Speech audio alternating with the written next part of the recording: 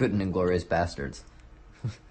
5 seconds he was in that movie. He was in Inglourious Bastards? He was. If you recall, when they got Michael Fassbender, they had that meeting, that first meeting, where they said, he was that, explain right. the operation. Yeah. He was that dude. Oh, yeah. And you never guess it, right? No, I do remember. I'm like, is that Mike Myers? Like, what is he doing in this movie? Inglourious Bastards is an amazing movie. It's my favorite. So everybody is top notch in that. Yeah, it's my favorite Tarantino? Yeah. Oh, interesting. It's a good choice, actually. Yeah. It's a brave choice, too, because almost everyone says Pulp Fiction, so it's nice to hear not Pulp Fiction. I'm not saying that Pulp Fiction isn't a good movie. I love that movie. That's hilarious. But I felt like Inglourious Bastards, everyone turned in a better performance. Because, and now, I granted, this is, I feel like, here's the problem with Samuel L. Jackson. Yeah. He latched on to something in Pulp Fiction, that's just how he acts now. Yeah, exactly. He has become that character.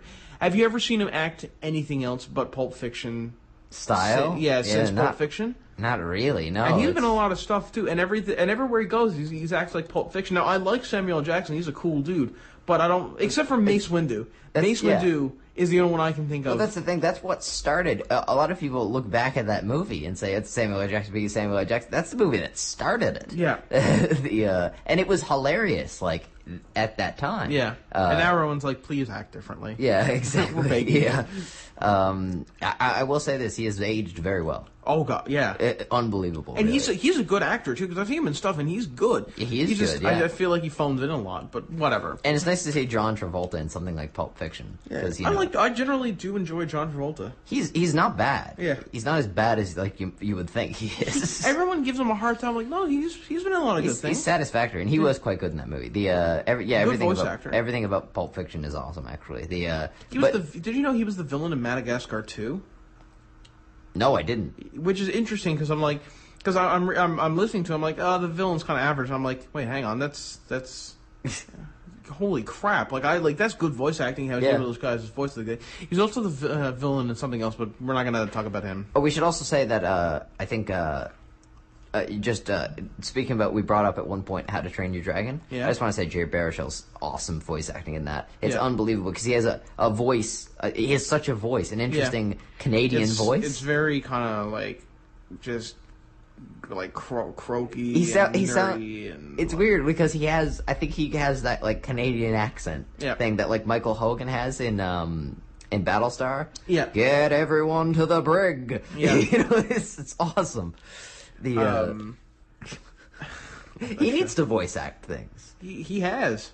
What? He's in Mass Effect. He is? Yeah, he's who is he? He's Captain and Commander Bailey in Mass Effect. No way. Yeah. Oh, that's awesome. I love that dude. And I think he's in other stuff too. But anyway, you know what I also want to talk about with Pixar? What? Their shorts. Have you seen any of their shorts? Name some shorts, and I'll tell you if I've seen them. At the beginning of Toy Story, they had the one with the lamp. Do you remember that? It was like the turkey neck lamp. Maybe a long time ago. I haven't seen it in a while. Pixar started out by doing shorts. That's what they did. They were pitching. They were like, okay, we got this new form of doing movies called animation. We're gonna do a couple of shorts, and hopefully somebody will see us and it's like, hey, we want you to do a feature length movie. And so that's what they did. They've done a bunch of shorts.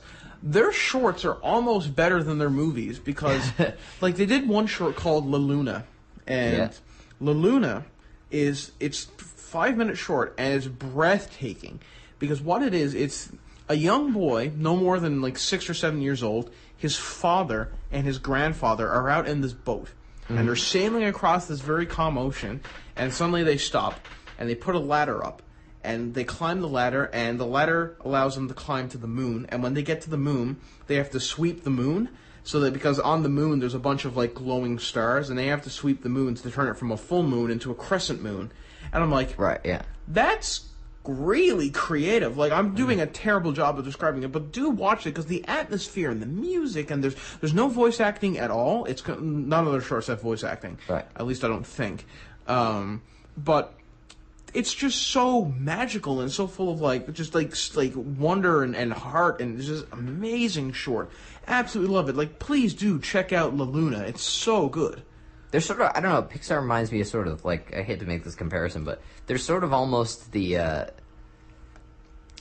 the Insomniac games of the movie creating world. You know, because I forget their bad ones much more easily. You know, I remember their good ones oftentimes, right? And it's easy for me to forget, you know, partially because I haven't seen Cars 2, but it's easy for me to forget the weaker of their films. Just like it's easy for me to forget, you know, those games Insomniac made that weren't Ratchet and Clank and Resistance. Yeah. Which is and Spyro, which is, you know, it's nice. It's something, you know, to be commended if you can forgive mistakes. Like this year's E3, right? Yeah. You know, Sony had a great conference, but there's a lot of things, you know, that people might not like so much about the Sony thing, right? The pay for online, for instance. Yeah. But everyone forgot about that because they had so many good games. Exactly. Which, you know, it's they're to be commended for that. Much more consistent. And this is the thing. DreamWorks, on the other hand, DreamWorks makes some good movies. You know, no doubt about it. Oh, I love but DreamWorks. Activision makes some good games. Well, they publish some good games. Well, yeah, as it turns out, they publish some good games. But I think a better person to say there would be BioShock does some good games, but they've also done some bad games. But I forget about Dragon's Age and Dragon's Age 2 because Mass Effect is so good. Right? Yeah. Well, exactly. But the problem is that DreamWorks releases so much, right? Pixar hasn't released close to the amount of titles that DreamWorks has released. Yeah. You know, they sort of do that thing. We've commended game companies in the past for sort of staying calm and not releasing sequel after sequel after sequel after sequel and doing that thing. Yeah. DreamWorks is much less able to restrain themselves when it comes to making movies, which is a shame. Yeah. And I don't know. I'm interested to see how DreamWorks does in the future because guaranteed this. I really, really hope they do, but you know that DreamWorks is going to fall off eventually. They can't keep making good movie after good movie, at least because if time has taught us anything is that nothing lasts forever. You know what I mean? And so no, exactly. I honestly don't think that they'll be able to make good movie after good movie after good movie, but I hope it keeps going. I hope that we're not seeing the beginning of the end of Pixar. Exactly, yeah. No, just quick, just to clue up, what is your favorite Pixar movie? WALL-E. WALL-E. Oh, yeah, I sort of knew the answer to that. But if you want a movie alternate, because honestly, WALL-E is like, I love Star Wars. WALL-E is like up there with Star Wars. Like that is high. You don't understand how high praise that is. Like that. Like not only do I think WALL-E is one of the best kids movies of all time, I think it's one of the better movies ever made. It's a perfect cinematic experience from a writing standpoint. Brilliant movie just because there is no... They tell a story. They tell a complete story. They get across emotions and they get across complex feelings and motivations through very little dialogue. It's mostly through music and through facial expressions of two beings who don't really who have no faces.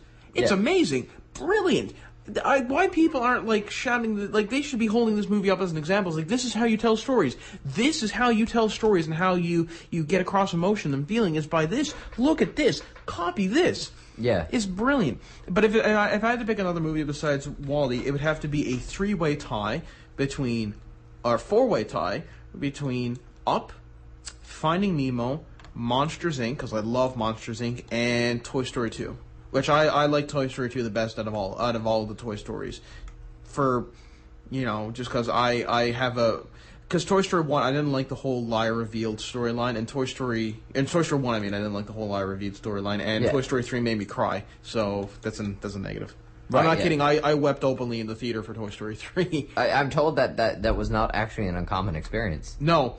I went with my friend, my good friend Kiana, and Kiana like was kind of sniffling in the theater, and I was open bawling. Like I bit down on my finger harder than I ever had before, just to try and keep from sobbing because the ending is so sad, like to the point where like you only put it this way, I didn't weep as hard during Schindler's List. Oh, okay, yeah, and that is a sad movie. That is an incredibly depressing and sad movie. It's also a well-done movie. Yeah. I think the reason I cried at Toy Story 3 was because it was an ending, you know what I mean? And I hate I hate endings. I understand the need for endings, and I want endings. I just hate them because I hate things ending. I think the saddest moment for me in history, in terms of like entertainment, cinematic history. Yeah. Not and it wasn't a movie; it was a TV show. Honestly, season 4 finale of Angel. Yeah. That was a tearful one. That was sad. But they came back for a 5th season. I know you haven't seen all the Pixar movies.